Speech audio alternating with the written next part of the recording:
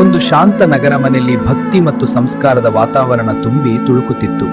ಕಿಟಕಿಯ ಪಕ್ಕದ ಕುರ್ಚಿಯಲ್ಲಿ ಅಜ್ಜ ಶಾಂತವಾಗಿ ಕೂತು ಬಸವಣ್ಣನ ವಚನಗಳ ಪುಸ್ತಕವನ್ನು ಭಕ್ತಿಯಿಂದ ಓದುತ್ತಿದ್ದರು. ಅಜ್ಜ, ನೀವೇನು ಓದುತ್ತಿದ್ದೀರಾ? ನಾಳೆ ಬಸವ ಜಯಂತಿ ಅಲ್ವಾ, ಅದಕ್ಕಾಗಿ ಅವರ ವಚನಗಳನ್ನು ಓದುತ್ತಿದ್ದೇನೆ. ಬಸವ ಜಯಂತಿ ಅಂದ್ರೇನು ಅಜ್ಜ? ಐರಾ, ಬಸವಣ್ಣನ ಜನ್ಮದಿನವನ್ನು ಬಸವ ಜಯಂತಿ ಎಂದು ಆಚರಿಸುತ್ತೇವೆ. ಅಜ್ಜ, ಬಸವಣ್ಣ ಯಾರು? ಬನ್ನಿ, ಇಂದು ನಾನು ನಿಮಗೆ ಜಗಜ್ಯೋತಿ ಬಸವಣ್ಣನ ಕತೆ ಹೇಳುತ್ತೇನೆ.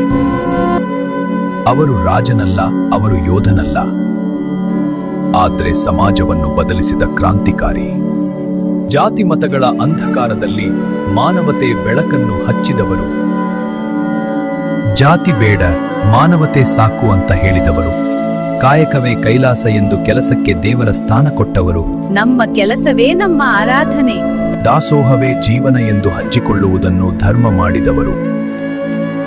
ಅನುಭವ ಮಂಟಪ ಎಂಬ ಪ್ರಪಂಚದ ಮೊದಲ ಜನಸಂಸತ್ತು ಕಟ್ಟಿದವರು. ಅವರು ಕೇವಲ ತತ್ವಜ್ಞನಲ್ಲ, ಒಂದು ಯುಗದ ಬೆಳಕು. ಅವರು ಬಸವಣ್ಣ.